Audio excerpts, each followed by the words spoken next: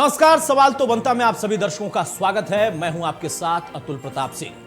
UP में सियासी हवा इस वक्त पश्चिम यूपी से ही बह रही है। राजनीति के मैदान में बड़े बड़े धुरंधर पश्चिमी यूपी में लगातार प्रचार करने के लिए पहुंच रहे हैं। बीजेपी के बड़े बड़े दिग्गज पार्टी के पक्ष में हवा बनाने की तैयारी में है, कोशिश कर रहे हैं। वहीं जयंत और अखिलेश दोनों मिलकर बीजेपी के लिए चुनौती पेश कर रहे हैं। इन सबके बीच बीजेपी के स्टार प्रचारक नरेंद्र मोदी ने आज पश्चिम यूपी के लिए वर्चुअल रैली को संबोधित किया। प्रधानमंत्री नरेंद्र मोदी ने अपने संबोधन के दौरान पश्चिमी यूपी में परचम लहराने के लिए विकास का एक खाका खींचा। प्रधानमंत्री ने अपने संबोधन में कहा कि पश्चिम यूपी में किए गए विकास कार्यों को गिनाया जाए तो बहुत कुछ है। साथ ही प्रधानमंत्री ने बताया कि अखिलेश सरकार में क्या क्या काम किए गए थे और योगी सरकार में क्या क्या काम हो रहा या हो चुका है। वर्चुअल रैली में प्रधानमंत्री ने समाजवादी पार्टी पर जमकर हमला भी बोला। इस रैली में मोदी ने कहा कि 5 साल पहले यूपी में दबंग और दंगाई ही कानून थे, उन्हीं का ही शासन था, उन्हीं के ही शासन का आदेश था। माफिया पहले सरकारी संरक्षण में घूमते थे, पहले व्यापारी लुटता था, बेटी घर से बाहर निकलने में घबराती थी और माफिया सरकार संरक्षण में खुलेआम घूमते थे। जब ये क्षेत्र दंगे की आग में जल रहा होता था तो पहले वाली सरकार उत्सव मना रही होती थी। प्रधानमंत्री के संबोधन से साफ है कि पश्चिम उत्तर प्रदेश में बीजेपी कानून व्यवस्था, दंगा और पलायन के मुद्दे पर ही अखिलेश यादव को गठबंधन को घेरने जा रही। अब सवाल यह है कि क्या जिस तरह प्रधानमंत्री ने अपने संबोधन में कानून व्यवस्था और दंगे का जिक्र किया, उससे बीजेपी को जाटलैंड में कुछ फायदा होगा या नहीं होगा, क्योंकि वहां इस वक्त किसानों का मुद्दा भी अपने आप में प्रमुख है।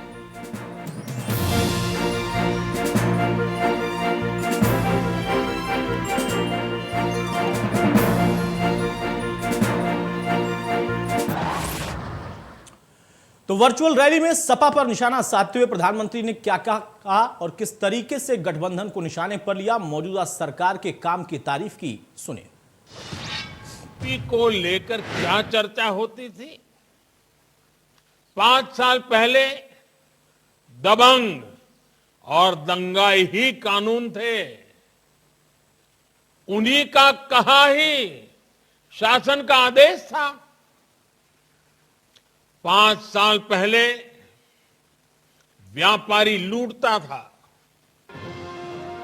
बेटी घर से बाहर निकलने में घबराती थी और माफिया सरकारी संरक्षण में खुलेआम घूमते थे। पश्चिमी यूपी के लोग कभी नहीं भूल सकते कि जब ये क्षेत्र दंगे की आग में जल रहा था तो पहले वाली सरकार उत्सव मना रही थी, उत्सव। 5 साल पहले गरीब, दलित, वंचित, पिछड़ों के घर, जमीन, दुकान पर अवैध कब्जा, ये समाजवाद का प्रतीक था। लोगों के पलायन की आए दिन खबर आती थी। अपहरण, फिरौती, रंगदारी ने मध्यम वर्ग को, व्यापारियों को तबाह करके रख दिया। एक तरफ भाजपा है जिसके पास विकास का स्पष्ट विजन है, साफ सुथरा, ईमानदार और असरदार नेतृत्व है। वहीं दूसरी तरफ अहंकार से भरे, समाज को तोड़ने वाले, किसी भी कीमत पर सत्ता पाने का सपना देख रहे हैं। और ये है कौन? नकली समाजवादी है। यूपी को लेकर क्या? बहरहाल तो प्रधानमंत्री ने सीधे तौर पर गठबंधन के लिए या कहें कि पिछली सरकार के प्रमुख या मुखिया उनके लिए जिस बातों का जिक्र किया उससे साफ है कि उन्हीं मुद्दों को बीजेपी आधार बनाएगी। उस सरकार के कामकाज के तरीके को मुद्दा बनाएगी। हमारे साथ कुछ खास मेहमान हैं, उनसे मैं आपको तारुफ कराता हूं। चर्चा में आगे बढ़ते हैं। अशोक यादव हमारे साथ, पूर्व मंत्री समाजवादी पार्टी के, वो स्वागत है अशोक जी आपका। प्रदीप सिंह है प्रवक्ता कांग्रेस के, वो स्वागत है प्रदीप जी आपका। और राजीव रंजन है राजनीतिक विश्लेषक हमारे साथ, वो स्वागत है राजीव जी आपका। और हमारे साथ बीजेपी की तरफ से प्रवक्ता राघवेंद्र जी है, बहुत स्वागत है राघवेंद्र जी आपका भी। सबसे पहले अशोक यादव साहब, शुरुआत में आपसे ही कर रहा हूं। जो सियासी इस वक्त आरोप प्रत्यारोप है उसमें पिछली सरकार का काम और उस वक्त की कानून व्यवस्था, मौजूदा सरकार का काम और इस वक्त की कानून व्यवस्था, मुद्दा वही है। पिछली बार भी आपको गच्चा दे गई थी बीजेपी, इस बार भी उसी को मुद्दा बना रही। इस बार ये गच्चा क्यों नहीं दे पाएंगे कि जनता के सामने वो 5 साल जो 12 से 17 वाला था उसका पूरी तस्वीर सामने है, और ये 5 साल में जो हुआ उसकी तस्वीर सामने है। जनता बहुत भोली नहीं होती है, और काट की हाथी कितने बार चढ़ेगी भाई। हमने आपसे शुरू में कहा है कि मोदी अपने को कितना योग कहते हैं, जब चुनाव आता है तो ये बौखला जाते हैं। इनका जो भाषण होता है किसी गांव के प्रधानी से ज्यादा अच्छा नहीं होता है। जब गांव के प्रधान लड़ते आपस में, आरोप प्रत्यारोप लगाते, उस तरह के आरोप प्रत्यारोप ये समाजवादी पार्टी पर लगा रहे हैं। अखिलेश जी जैसे आदमी के साथ 5 साल लगातार ये ढूंढते रहे टॉर्च लेके, इस आदमी में कोई ऐसी कमी निकालते, अखिलेश जी में कोई ऐसी कमी निकाल के दिखा दें, अंत में टोपी पे आ गए, सदरी पे आ गए। 2 लोग जुड़े हैं, देश के नेता मुलायम सिंह का बेटा है और वो चरण सिंह के नाते हैं। ये 2 वो लोग हैं। और जहां मुलायम सिंह जी की बात है, आज भी माननीय हमारे जो प्रधानमंत्री जी हैं ये नेताजी कहते हैं। उनकी जो बहू थी अब तक मेरे परिवार में थी, तो परिवार हमारा खराब था, और उसके बाद क्या होता है, बहू को ले लिया तो हमारे ही परिवार का एक अंग वहां चला गया है, समाजवाद की डोरी वहां चली गई है। आज स्मृति ईरानी जी ने मुलायम सिंह के झुककर पैर छुए। एक तरफ मेरी आप आलोचना भी करते हैं। यही अखिलेश यादव जी अगर आज हमारे देश में, पूरे प्रदेश में एक ऐसा हीरो बन के निकल रहा है जिसकी चर्चा सारे दुनिया में हो रही है। आप बताइए, एक अकेला आदमी है जिसके पीछे पूरी भाजपा पड़ी हुई है। मैं लगातार 2 महीने सुन रहा हूं कौन कौन सी बात आपने उनके बारे में नहीं कही है, जबकि मैं जानता हूं आप मुजफ्फरनगर की बात करते हैं। जब दंगा हुआ था मैं मंत्री था, मैं उनके साथ था, वो आदमी कितना रोया था, 2 दिन उसने खाना नहीं खाया था। जब मैं उनके पास गया कभी पूछ के देखना, तब नाश्ता किया 2 दिन बाद उस आदमी ने, कितना दुखी हुआ था। और प्रधानमंत्री कहता है कि जब दंगा हुआ था तब अखिलेश जी जश्न मना रहे थे। कल का भाषण देखिए, होगी का शर्म आती है। ये मुख्यमंत्री कैसे बन जाते हैं। अखिलेश के लिए कहते हैं कि ये 12 बजे सो के उठते हैं। अरे कभी देख लो आके, हम जानते हैं 5 बजे वो आदमी उठता है, 6 बजे साइकिल चलाता है, 6:30 पे तैयार होकर बैठ जाता है और सारे प्रदेश में नेताओं से बात करता है। इनको शर्म आनी चाहिए। अशोक जी 1 मिनट, यहाँ पर किसी एक शख्सियत की दिनचर्या का हम जिक्र नहीं कर रहे हैं कि कौन 5 बजे उठता है। तो ऐसे तो प्रधानमंत्री भी 3 घंटे सोते हैं। योगी जी जो कि मानते हैं तो वो कितने बजे उठते हैं, हम उस पर चर्चा नहीं। आपने कहा स्मृति ईरानी पैर छू रही है, तो संस्कार है ना। मुख्तार अब्बास नकवी हाथ पकड़कर नेताजी का ले जा रहे हैं, तो संस्कार है ना। और नेताजी ने भी भरे सदन में प्रधानमंत्री की तारीफ की थी और कहा था कि उनको फिर से प्रधानमंत्री बनना चाहिए। नेताजी का बड़प्पन है। यहाँ अखिलेश पर टारगेट अगर आप कर रहे हैं कि वो किया जा रहा है, तो ऐसे ही टारगेट तो प्रधानमंत्री पर ले जाने कितने लोगों ने किया है। बहुत सारी बातें कही है, सीधा प्रधानमंत्री को टारगेट किया गया है। मेरा सवाल ये है मुद्दा नहीं, यहाँ पर नहीं। अशोक जी यहाँ पर मैं अखिलेश के व्यक्तित्व पर चर्चा नहीं कर रहा हूं, प्रधानमंत्री और मुख्यमंत्री के व्यक्तित्व पर चर्चा नहीं कर रहा हूं। यहां मुद्दों पर चर्चा कर रहे हैं। कानून व्यवस्था मुद्दा है बीजेपी के लिए आपकी सरकार के दौर में। वो रात में नींद नहीं आती उन्हें, वो केवल अखिलेश के बारे में सोच के परेशान हो गए हैं, उनकी लोकप्रियता से परेशान हो गए हैं, तब ऐसे बयानबाजी करते हैं कि 12 बजे उठते हैं। ये बात गलत है। ऐसे बयान के लिए माफी मांगनी चाहिए उन्हें। कि अब राजनीति में माफी कहां कोई मांग रहा है। वो दौर अलग था कि जब विपक्ष और पक्ष मिलकर एक दूसरे के सहयोग से सरकारों को आगे बढ़ाते थे, आलोचना भी करते थे, सुझाव भी देते थे। बहरहाल नहीं, अरे भाई यहाँ पर आप महिमा मंडन मत करिए ना कि अखिलेश कब उठते हैं नहीं उठते हैं। यहाँ मुद्दों पर चर्चा हो रही है, अखिलेश पर चर्चा नहीं हो रही है भाई। अगर प्रधानमंत्री ने कुछ कहा है ना, तो अखिलेश ने भी बहुत कुछ कहा है।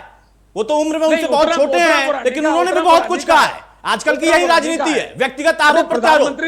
आपके ओम प्रकाश राजभर जो सहयोगी हैं वो कितने अजीब भाषा का इस्तेमाल करते हैं, उनको भी सोचना चाहिए। एक सन्यासी को आप चीलम पीने वाली बताते हैं, बहुत सारी बातें हैं ना सर, मत जाइए उसमें। नहीं, नकारात्मक चर्चा मत करिए। बहरहाल राघवेंद्र जी आप सुन लीजिए। अरे भाई आप ही बोलेंगे क्या? आप ही कंटिन्यू बोलेंगे क्या? राघवेंद्र जी यहाँ पर मुद्दों को अगर हम देखें तो बीजेपी ने फिर से कानून व्यवस्था का मुद्दा उठा लिया है। पिछली सरकार का काम, इस सरकार का काम, लेकिन अशोक जी कह रहे हैं कि अखिलेश यादव में कोई कमी नहीं ढूंढ पाए, इसलिए सब बातें कर रहे हैं। 5 साल में क्यों नहीं 5 साल में कमी ढूंढ पाए? भाई देखिए, भारतीय जनता पार्टी के बता रहे हैं, देखिए भारतीय जनता पार्टी जो है हमेशा मुद्दों की बात करती है, उसकी राजनीति करती है। समाजवादी पार्टी चाहे इतनी कलाबाजी कर ले, हम लोग इनको विकास और सुशासन के मुद्दों पर ला करके ही रहेंगे। समाजवादी पार्टी चाहती है कि इधर उधर की बातें हो, कभी वो जिन्ना को लेकर के आ जाएंगे, कभी चीन को लेकर के आ जाएंगे, कभी पाकिस्तान को लेकर के आ जाएंगे, कभी और भी बातें लेके आ जाएंगे, लेकिन वो चाहते हैं कि उत्तर प्रदेश में सुशासन और विकास के मुद्दे पर चर्चा ना हो।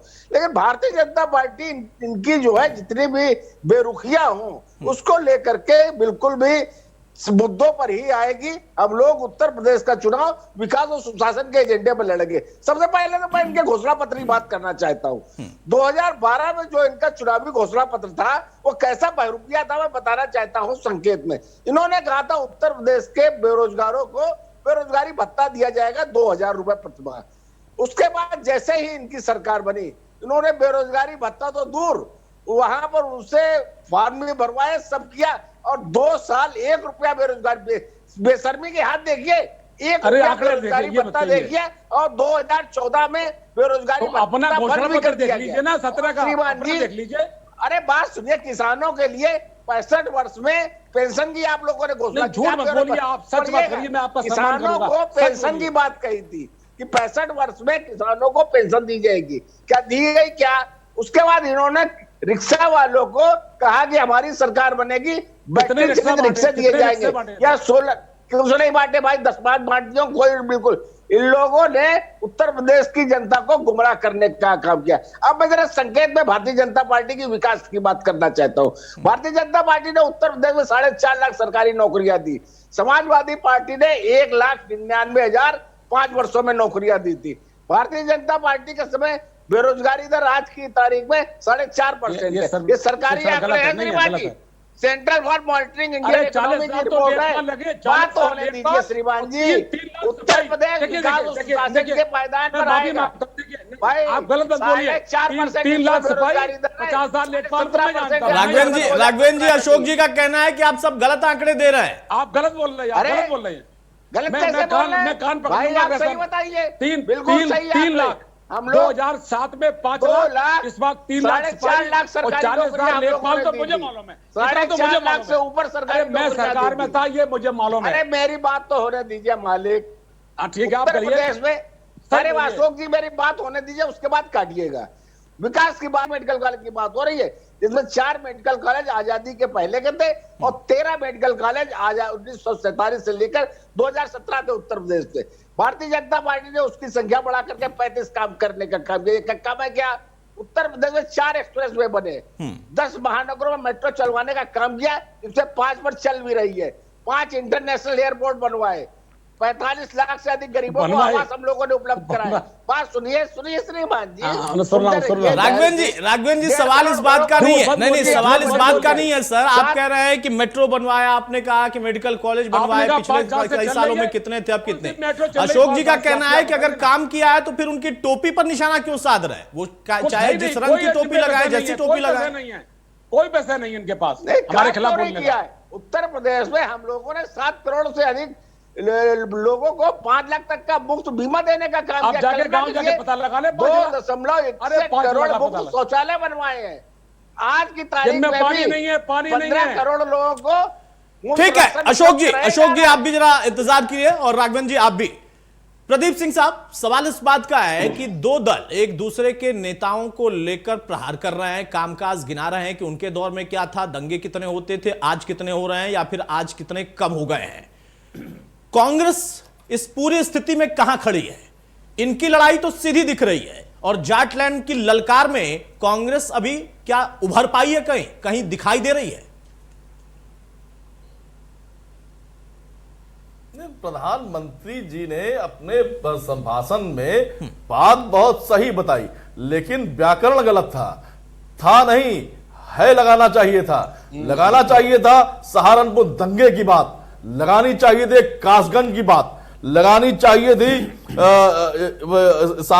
सहारनपुर के अंदर जिस तरीके से दलित नौजवान अपनी शादी में सुन तो लीजिए, दलित नौजवान अपनी घोड़ी पर चढ़कर अपनी शादी में जा रहा था और भारतीय जनता पार्टी के गुंडों ने न सिर्फ उसे मारा बल्कि उसके समर्थन में जब प्रदेश के नेता पहुंचे तो उन्हें भी गांव में घुसने नहीं दिया। ये बात प्रधानमंत्री जी को बतानी चाहिए थी, कासगंज में तिरंगा यात्रा के दौरान किस तरीके से हिंसा हुई थी और हिंसक लोगों को प्रदेश के कबीना मंत्री माल्यार्पण कर रहे थे।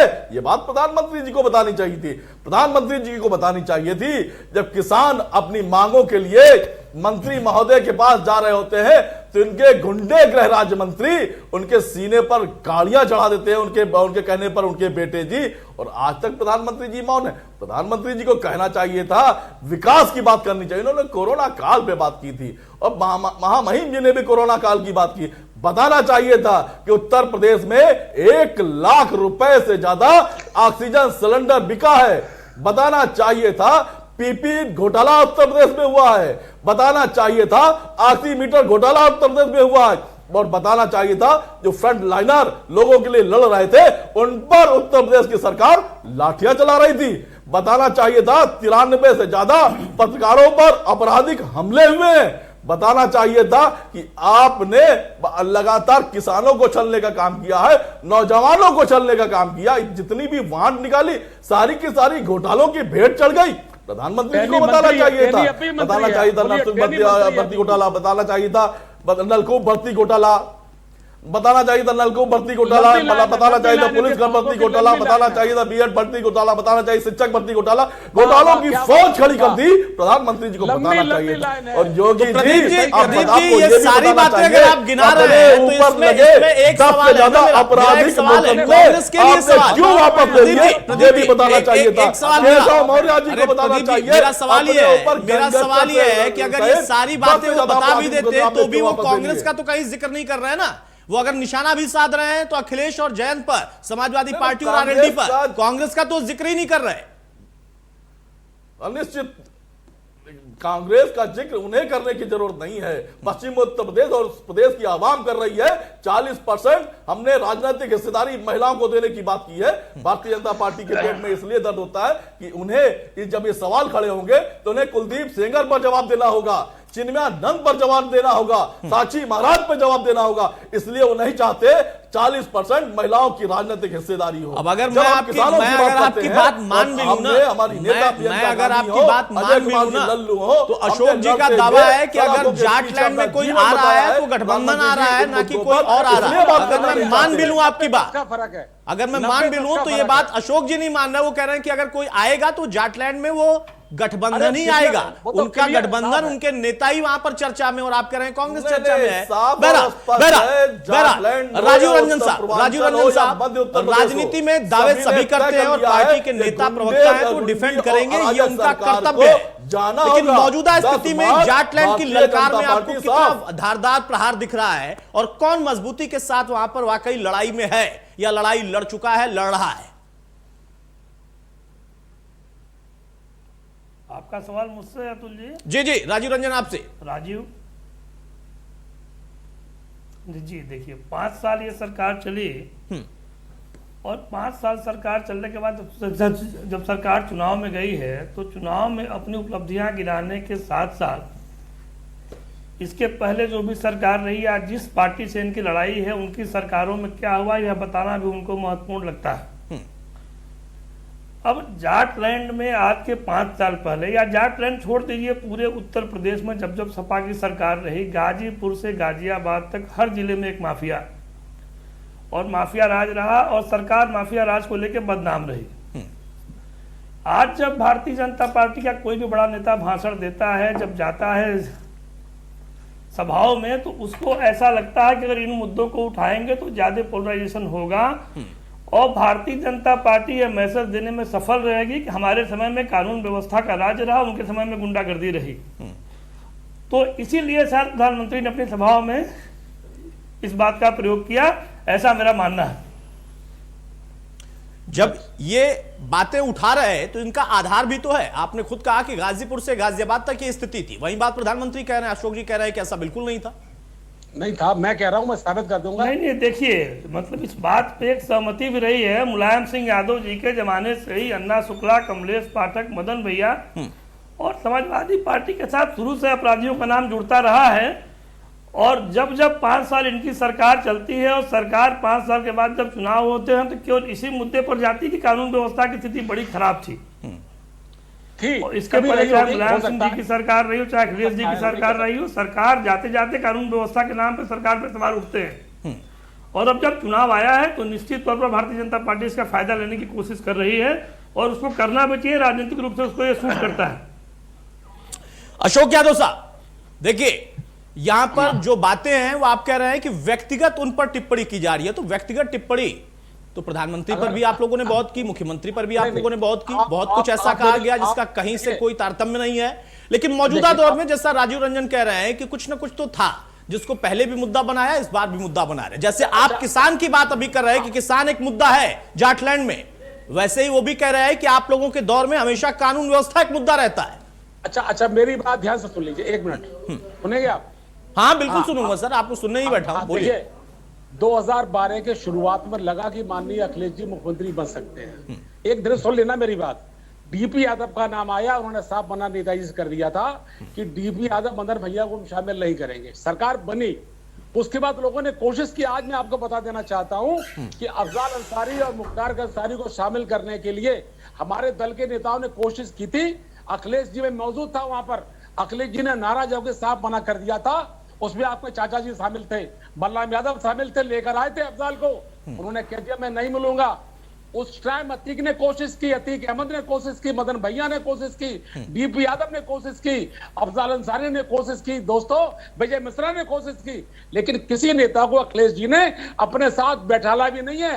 आप कहते हैं राजीव रंजन जी, मैंने मानता हूं, लेकिन कौन सा गुंडा, कौन सा माफिया अखिलेश जी के पास बैठा देखा आपने? आप एक नाम बता दीजिए। मैं आज आपसे कहना चाहता हूं, जितने लोग शामिल हुए नहीं, अशोक जी आप जो बात कर रहे हैं आपकी बात से मैं सहमत हूँ। अखिलेश जी ने ऐसी छवि बनाने की कोशिश जरूर की, लेकिन समाजवादी सरकारों में छवि बाद में टूट जाती है। नहीं, आपकी बात से मैं सहमत हूँ, आपकी बात से मैं सहमत हूँ। अखिलेश जी ने ऐसा करने का प्रयास किया, निश्चित तौर पर किया और ये सराहनीय है।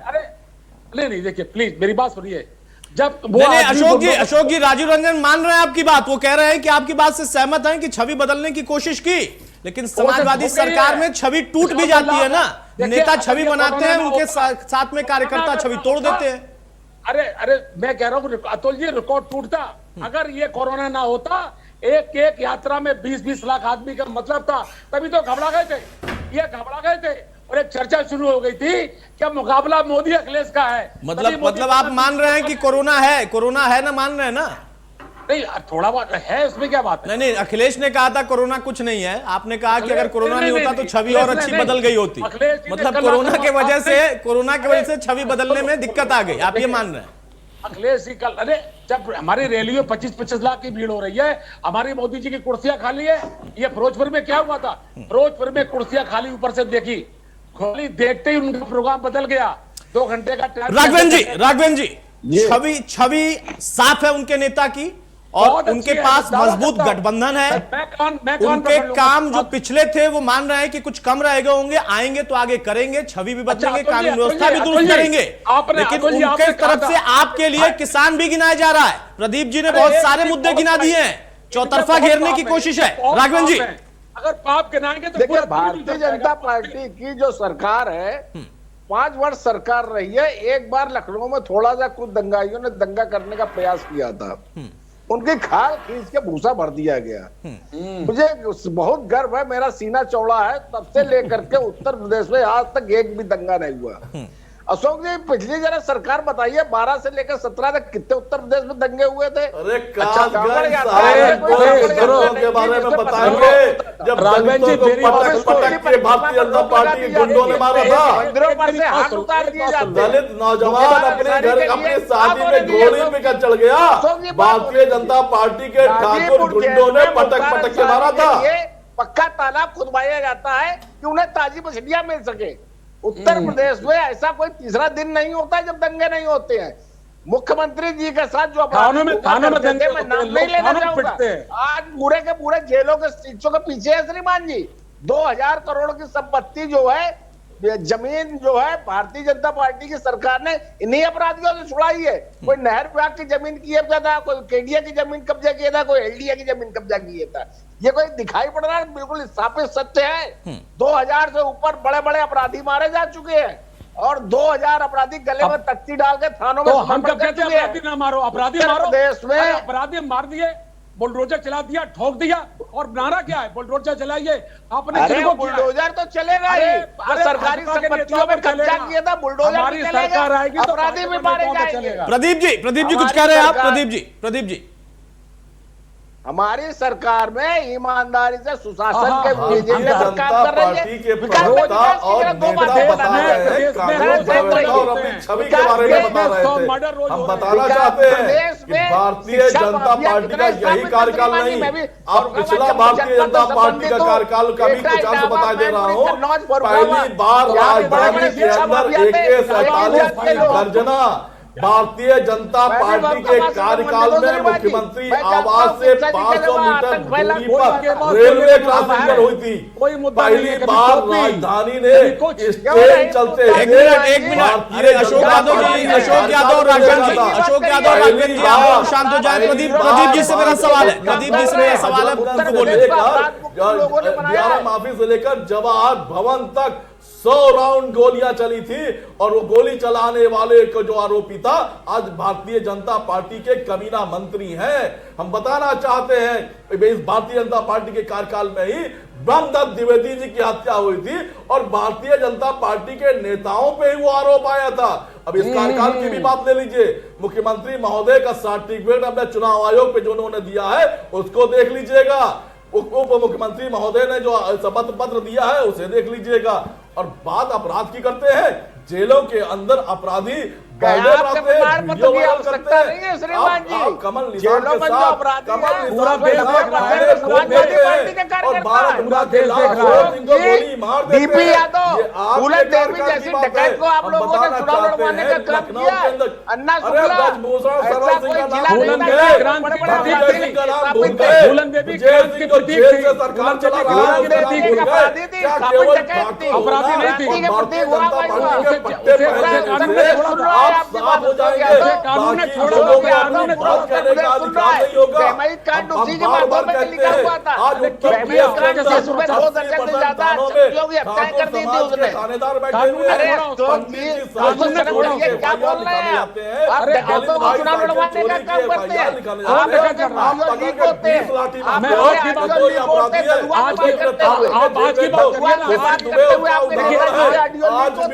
अब जरा मैं तीनों लोगों को रोक रहा हूं, एक मिनट, तीनों लोगों को रोक रहा हूं। राघवेंद्र जी, अशोक यादव साहब और प्रदीप भाई, आप तीनों लोगों को रोक रहा हूं। मैं गुजारिश करूंगा, मैं बार बार कहता हूं कि जब भी आप बोले तो छोटा बोले, किसी के बीच में अगर कमेंट करें तो छोटा कमेंट करें ताकि आपकी बात उन तक पहुंचे और बाकी लोगों को भी जवाब मिल जाए। नहीं, अशोक यादव साहब सबसे ज्यादा तो आप ही ने बोला भाई, लगातार बोले जा रहे हैं, अपनी बारी में भी बोल रहे हैं, दूसरी की बारी में भी बोल रहे हैं, इतना बोल रहे हैं। सबके बीच में अगर कोई कमेंट करे तो छोटा कमेंट करें ताकि आपकी बात पहुंच जाए और वो अपनी बात का जवाब देते रहे। बहरहाल प्रदीप जी, सवाल इस बात का है कि आप सबके गिना रहे हैं, मैं कांग्रेस को देख नहीं पा रहा हूं अभी भी। मैं राजीव रंजन साहब से भी सवाल को पूछूंगा, हो सकता है आपको लगे कि मैं अगर ये पूछ रहा हूं तो ये किस आधार पर पूछ रहा हूं। इन तमाम मुद्दों को गिनाने में कांग्रेस कहां है? आप 40% रिजर्वेशन की बात कर रहे हैं, अच्छी बात है, आपने बहुत अच्छी पहल की है, इसका कोई यहां पर खंडन नहीं कर सकता कि आपने महिलाओं के लिए किया। लेकिन पैरेलली आपसे सवाल भी पूछा जाता है कि प्रयोग कर रहे हैं आप इस चुनाव में, पहले की जो सरकारें आपकी चल रही हैं जिन प्रदेशों में, वहां पर क्यों नहीं इसे करके दिखाया जो आप घोषणा कर रहे हैं अभी? वो घोषणा क्या वहां के लिए नहीं हो सकती थी? क्या वहां महिलाएं नहीं है? क्या वहां बेटियां नहीं है? क्या उनकी जरूरतें नहीं है? आप वहां कर नहीं रहे, यहां आएंगे तब करेंगे, ये आपका वादा है। इस पर विपक्ष या फिर सत्ता पक्ष जिससे आप लड़ रहे हैं वो आपसे सवाल पूछते हैं। इन तमाम मुद्दों में कांग्रेस कहां है? हाँ, निश्चित तौर पर हमें कह नहीं रहे हैं, हमने करके दिखाया। हमने इस देश को महिला प्रधानमंत्री दिया है, हमने इस देश को महिला राष्ट्रपति दिया है, हमने अपनी पार्टी का राष्ट्रीय अध्यक्ष दिया है, हमने उत्तर प्रदेश को पहला हमको महिला मुख्यमंत्री दिया। क्या भारतीय जनता पार्टी ने एक भी राष्ट्रीय अध्यक्ष महिला दिया? क्या उत्तर प्रदेश में इतनी दिन से इस बार से चुनाव लड़ रहे हैं, एक भी मुख्यमंत्री का चेहरा इनका कभी महिला रहा क्या? हमने तो पिछले चुनाव में भी शीला दीक्षित को अपना चेहरा बनाया था। आज भी हमारी नेता, हमारी प्रभारी महोदया प्रियंका गांधी हैं। हम बार बार कहते हैं महिलाओं के लिए की लड़ाई में, चाहे हाथरस की बात रहा हो, चाहे उन्नाव की बेटी का मामला रहा हो, हमारी नेता प्रियंका गांधी आंख से आंख मिलाकर सरकार को कटगले में खड़ा करने की कोशिश की, उन्होंने किया। इसके लिए इस अहंकारी सरकार ने चाहे मैं बार बार जेल भेजने की कोशिश भी क्यों ना की हो, लेकिन हम पीछे नहीं हटे। हम बार बार कहते हैं अगर 40% राजनीतिक हिस्सेदारी हो जाएगी, एक सिलेंडर से एक शौचालय बनाकर आप उन्हें, ये बात उनकी जो इच्छा शक्ति है, जो आगे बढ़ने की सोच है, उसे आप दबा नहीं सकते। जब 40% राजनीतिक हिस्सेदारी होगी तो आप कुलदीप सेंगर के पीछे खड़े नजर नहीं आएंगे, क्योंकि आप उन्हें संरक्षित करते नजर नहीं आएंगे। आप किसी साक्षी महाराज को संरक्षित करते नजर नहीं आएंगे, आप किसी चिन्मयानंद को संरक्षित करते नजर नहीं आएंगे। अब निश्चित तौर पर हम कहते हैं कि आज अगर उत्तर प्रदेश से यह प्रारंभ हो रहा है तो आपकी पेट में दर्द क्यों हो रहा है? हम अगर 20 लाख राघवेंद्र जी जवाब दीजिए। कांग्रेस जो नया प्रयोग कर रही है वो प्रयोग की बात कर रहे हैं, प्रतिज्ञा के साथ कर रही है। लगता हम एक भाई को दूसरे भाई से राघवेंद्र जी, प्रदीप भाई हम सुनते हैं, जवाब सुनते हैं। राघवेंद्र जी सकारात्मक राजनीति की बात करते हैं, हम वैकल्पिक राजनीति की बात करते हैं और भारतीय जनता पार्टी के पेट में दर्द होने लगता है। ठीक है, बहुत जल्दी से राघवेंद्र जी एक छोटा कमेंट, उसके बाद मैं राजू रंजन के पास जाऊं। ये जो इतनी बड़ी बड़ी बातें कर रहे हैं, उत्तर प्रदेश के साथ 4 अन्य प्रदेशों में चुनाव है, इससे पहले भी अन्य प्रदेशों में चुनाव हुए, इसके बाद भी हो गए। केंद्र के भी चुनाव गुंडे मुख्यमंत्री को बताओ जो शपथ पत्र उसने दिया है उसका असली था नकली था? बताओ, गुंडे मुख्यमंत्री का, गुंडे उप मुख्यमंत्री का शपथ पत्र असली था या नकली था?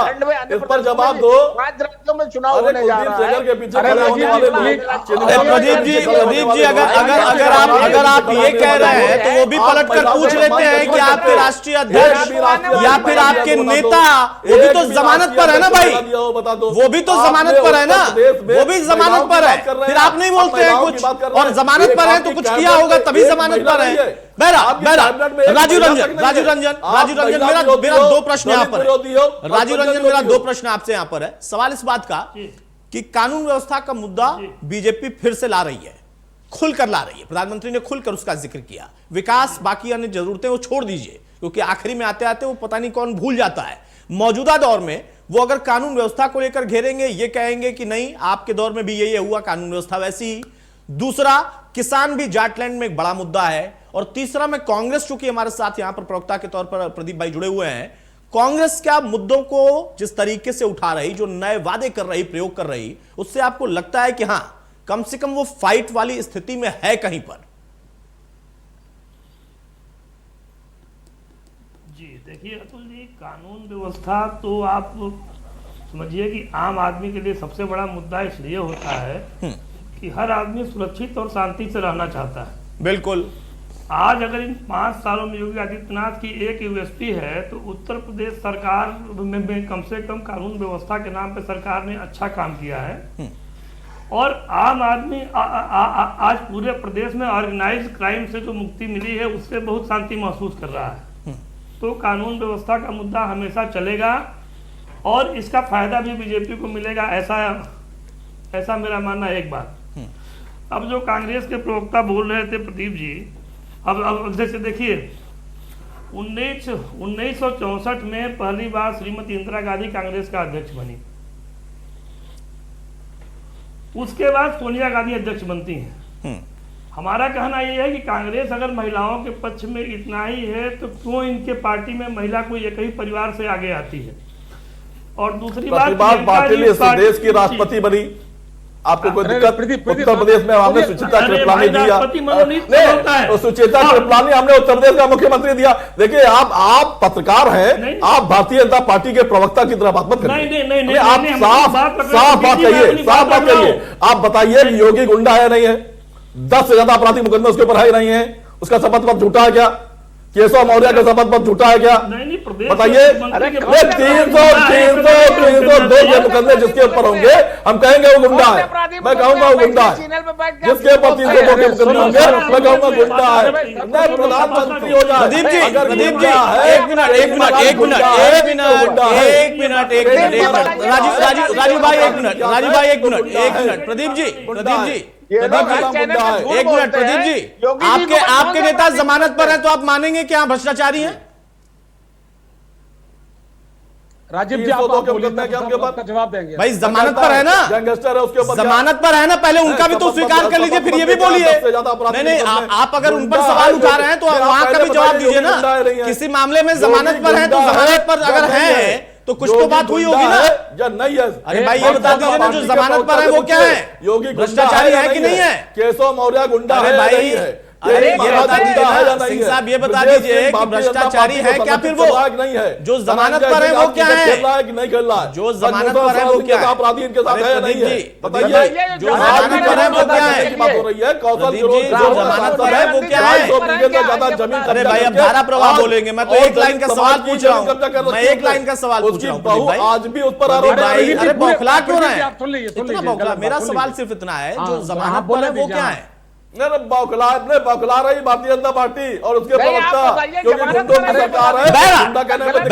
बहरा अब देखिए एक चीज और है, सबसे ज्यादा कांग्रेस दुहाई देती है, सबसे ज्यादा कांग्रेस दुहाई देती है संविधान का। पहले मुख्यमंत्री है। अरे भाई सिंह साहब सुन तो लीजिए, संविधान का सबसे ज्यादा जो है जिक्र कांग्रेस करती है कि हमने बचाया। उसी संविधान में अभिव्यक्ति की आजादी का भी जिक्र है और उसी संस्थान में मौलिक अधिकार भी है। तो यहां पर राजीव रंजन जो कि एक पत्रकार और राजनीतिक विश्लेषक हैं, उनके लिए भी संविधान है, संविधान के उतने ही वो भी हकदार हैं। संविधान के तहत जो मौलिक अधिकार या फिर अभिव्यक्ति की आजादी का अधिकार है वो उनके पास भी है। जब वो अपना विश्लेषण करेंगे तो कांग्रेस ये नहीं बताएगी, कांग्रेस या कोई दल, बीजेपी या कोई दल, सपा या कोई दल ये नहीं बताएगा कि वो बीजेपी के प्रवक्ता हो गए।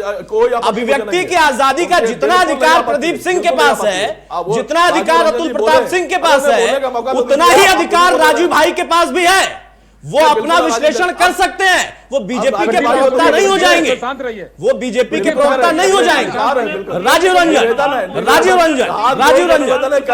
रंजन आप कंटिन्यू करिए क्योंकि संविधान के तहत आपके पास भी उतना ही अधिकार है जितना प्रदीप भाई के पास है, मेरे पास है, अशोक जी के पास है, राघवन जी के पास है। उनके कहने से आप बीजेपी के, कांग्रेस के, सपा के प्रवक्ता नहीं हो जाएंगे। अपनी व्यक्ति की आजादी का खुलकर आप इस्तेमाल करिए सर। बोलिए राजीव रंजन।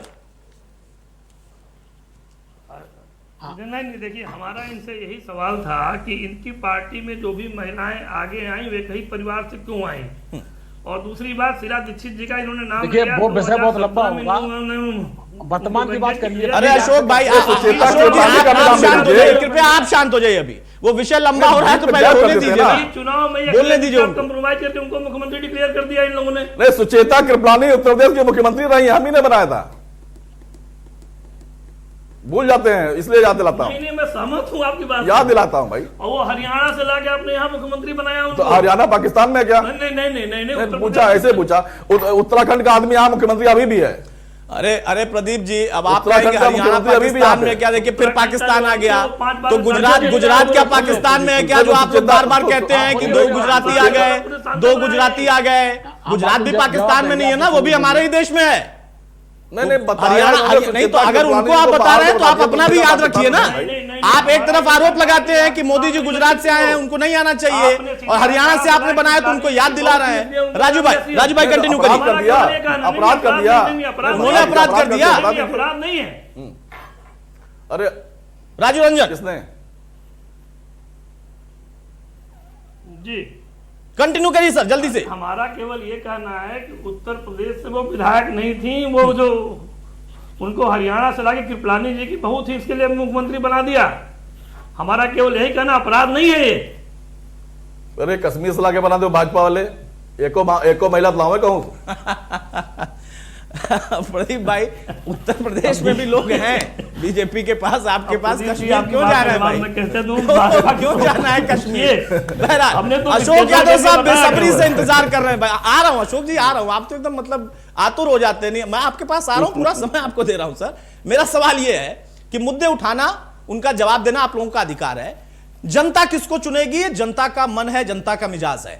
लेकिन भरपूर तरीके से मुद्दे उठ रहे हैं। जितने मुद्दे आप उठा रहे हैं उतने ही कांग्रेस भी उठा रही है। आप क्यों कह रहे हैं कि लड़ाई सिर्फ आप लड़ रहे हैं? आप क्यों कह रहे हैं कि टारगेट सिर्फ आपको बीजेपी कर रही? आप क्यों कह रहे हैं कि बीजेपी को हराएंगे तो आप ही हराएंगे, गठबंधन ही हराएगा? किस आधार पर? प्रदीप भाई क्यों नहीं हरा सकते? उनकी पार्टी क्यों नहीं हराएगी? उन्होंने तो महिलाओं को भी देखिए कितना सम्मान दिया है, 40% की हिस्सेदारी दी है। आप लोगों ने कभी कहा, आप लोगों ने कभी सोचा? आपके इतने पाक छवि के नेता, उन्होंने कभी विचार किया इस पर?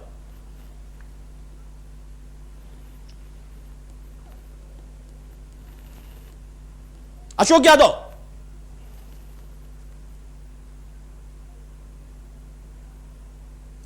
अपनी आवाज हम तक पहुंचाइए। अशोक जी अनम्यूट करिए। हेलो हाँ, अब आ गई, बोलिए। देखिए, आज का जो मुद्दा, देखिए मुद्दे हमें तो अक्सर आप बुलाते हैं, बड़ा धन्यवाद करता हूं आपका। आपका बड़ा चैनल ने मुझे बहुत नाम दिया है। लेकिन मैं ये कहना चाहता हूं, मुद्दा आज का था जो रैली वर्चुअल हुई है, जो भाषण चल रहे हैं। मैं आपसे कहना चाहता हूं, एक प्रधानमंत्री जो 150 करोड़ प्रधानमंत्री है, उसको शुरू करना चाहिए विकास से। एक एक करके विकास गिनाता, बजाय इसके विकास गिनाने के 2 बबुआ, 2 लड़के, यहाँ गुंडई, वहां बदमाशी, पहले बच्चे निकलते नहीं थे। मेडिकल कॉलेज किसने खुलवाई? शुरुआत अखिलेश जी ने कराई। सड़क किसने बनवाई? अखिलेश जी ने कराई। सारे प्रदेश में जितना काम किया, उसके एवज में आज प्रधानमंत्री जैसा आदमी ये कहता है लड़कियां निकल नहीं पाती थी, बच्चे निकल नहीं पाते थे। भाई 5 साल तो हम भी जिंदा रहे थे, 5 साल पूरा प्रदेश जिंदा रहा था। सुनो, अगर अखिलेश जी काम गंदे रहे होते 5 साल, जैसा प्रधानमंत्री कहता है, तो आज उनके साथ इतने आदमी नहीं होते। आज 100 नेता, कम से कम विधायक, एमपी, एमएलए उनके साथ जुड़ चुके हैं। लंबी लाइन लगी हुई है। अगर अखिलेश जी के व्यक्तित्व में ये खास बात ना होती अतुल जी, तो उनके साथ ये लंबी लाइन नहीं लगती। अखिलेश जी के निर्बल चरित्र पर ये जो दाग लगाना चाहते हैं, बताइए, उस दिन भाषण ये दिया, एक मुख्यमंत्री कह रहा है कि अगर अखिलेश जी में दम हो तो मंदिर बनने से रोक लें। भाई, इससे बचकाना बयान तो दुनिया में नहीं हो सकता कोई, और फिर एक छोटा नेता नहीं देगा। आप देखिए, जो आदमी सुबह आके जब इटावा आते हैं वो सेफाई रुकते हैं। आप पता लगा लीजिए, सुबह 6 बजे उठ के वहां जाते हैं, हनुमान जी की मूर्ति है, हनुमान जी की मूर्ति पर सामने प्रणाम करते हैं। जब भी कोई काम बड़ा होता है सफाई में, हनुमान जी की मूर्ति के नीचे पूजा होती है। आप पता लगा लीजिएगा, अपने पूछे संवाददाता। भाई, मुझे पता लगाने की क्या जरूरत है? हनुमान जी को तो प्रणाम करते हैं तो हम सब करते हैं, वो क्या अलग क्या करते हैं? तो योगी जी हमने कब कहा है कि मत करिए प्रणाम? अरे तो हम लोग, अरे गदाधारी को, बजरंग बली को तो हम सब प्रणाम करते हैं ना। उनके सामने से निकल जाएंगे तो ऐसे कैसे निकल जाएंगे? तो योगी ऐसे अब आप तो अखिलेश यादव का रूटीन हमें बताने लगे कि सुबह 7 बजे उठते हैं, फिर यहाँ जाते हैं, फिर वहां जाते हैं, फिर वहां निकलते हैं। उससे काम नहीं चलेगा भाई, उससे काम नहीं चलेगा। जनता का रूटीन, जनता का रूटीन, उसका क्या? जनता का रूटीन आप बजरंग बली के सामने प्रणाम करते हैं, इस बात का जिक्र कर रहे हैं। जो माफियाओं के सामने प्रणाम करना होता था, उसको मुद्दा बनाया जा रहा है। हम नहीं, अगर ये योगी ने ना कहा होता, ये आपने पाप नहीं धुल सकते हनुमान जी की पूजा। अरे आप लोग गोली चलवाने वाले लोग हैं, आप लोग मान लीजिए, हिंदू मुस्लिम गोली चलवाने वाले लोग हैं। दर्जनों लोग हत्या आप लोगों ने कराई थी, हम इसलिए बाबा जी ने कहा है हम विकास के नाम पर जा रहे हैं। अशोक जी मैं आपको रोक रहा हूं, समय नहीं है। राघवन जी जल्दी से फाइनल कमेंट आपका। मेरा सवाल सिर्फ इतना है, अशोक जी का कहना है कि आप मुद्दे उठाइए, मुद्दा आप बताइए, व्यक्तिगत टिप्पणी क्यों कर रहे हैं? लेकिन कल की ना योगी ने, योगी जी ने कैसे कह दिया 12 बजे उठते हैं? योगी जी ने कैसे कह दिया? कभी योगी जी ने कहा 12 बजे उठते हैं, 1 बजे आते हैं। ये क्यों जी ने कहा? मुख्यमंत्री को ऐसा नहीं कहना चाहिए, मुख्यमंत्री को माफी मांगना चाहिए, मुख्यमंत्री को माफी मांगना चाहिए। हम लोगों ने उत्तर प्रदेश में अराजकता खत्म कर दी। किस प्रकार से उत्तर प्रदेश में, मैं कुछ आंकड़े बताना चाहता हूँ। 100 मर्डर रोज होते हैं, 100 हत्या रोज होती है। 2012 में 5,666 लोग, अखबार पढ़ लीजिए, आपने 5 वर्षों के आंकड़े बता रहा हूँ। 2012 में 5,666 लोगों की हत्या हुई थी, पूरे पन्ने बलात्कार से डकैती, चोरी लोगों की हत्या हुई थी। मैं अखबार भेज दूंगा, मैं अखबार भेज दूंगा आपके पास हत्या हुई थी। 2015 में 4,732 लोगों की हत्या हुई थी। 2016 में 4,000 आपके प्रधानमंत्री बोलने को बचा नहीं है। सब ये बातें कहते हैं, छोटी घटिया बातें करते हैं। अशोक जी, उत्तर हमारे प्रदेश नेता में पर आप 30,000 हत्याएं हुई थी। ओह। यादव को अभी भी कोई नहीं भूला है। जवाहर बाग अरे वो हत्याकांड हमारा याद कौन है था? क्या? रामबरस जवाहर बाग में कितने लोगों की हत्या हुई थी? रामबरस मुजफ्फरनगर घटना हमारा याद कोई है नहीं क्या? था। रामबरस हमारा कोई नहीं था। क्यों नहीं था रामबरस? अरे नहीं था मेरा, नहीं अरे था। राम वृक्ष आपका नहीं था तो इतना बड़ा काम कैसे हो गया वहां पर, या वो कैसे आपके हो सामने गया? खड़ा हो गया, क्या? उसकी हिम्मत जी, कैसे हो हुई? गया। बहरहाल राघवन जी मैं आपको रोक रहा हूं। प्रदीप जी, फाइनल कमेंट आपका। देखिए सारी बातें हो गई, और हर बात जब चुनाव आता है तो हम इन मुद्दों का जिक्र करते हैं। विकास तो आता है, लेकिन विकास फिर पीछे चला जाता है, फिर वही ये सारे मुद्दे रह जाते हैं। इसमें कानून व्यवस्था भी है, व्यक्तिगत टिप्पणियां भी है, जातिवाद की राजनीति भी है, समीकरण भी है। मैं फिर से उस सवाल को दोहराऊंगा, आपको लगता है कि आपने जो वादे किए हैं इस प्रयोग को आप सफल करने में सफल रहेंगे? क्योंकि यह प्रयोग तभी सफल होगा जो आप करने जा रहे हैं कि हम आकर करेंगे जब आपको कम से कम जनता समझेगी, विश्वास करेगी। निश्चित तौर पर 5 साल तक इस सरकार को आईना दिखाते हुए लगातार जनता की आवाज और जनता के लिए सवाल बनते हुए अगर कोई खड़ा रहा है तो एक राजनीतिक दल खड़ा रहा, भारतीय राष्ट्रीय कांग्रेस, हमारी नेता प्रियंका गांधी, हमारे प्रदेश अध्यक्ष और समाजवादी पार्टी घर बैठे रहे। मुद्दों की अरे यार देखो, बात ऐसी करो, प्रदीप जी गलत बात कहते हो आप। निकले आप दिखाई नहीं पड़ते हैं, तभी आप 2 सीटों पे आ जाएंगे, 2 सीटों पे हैं। हमारी सीटें 3-4 तो आएंगी। बात कर रहे हैं, आप ये समाजवादी पार्टी सड़कों पर रही है।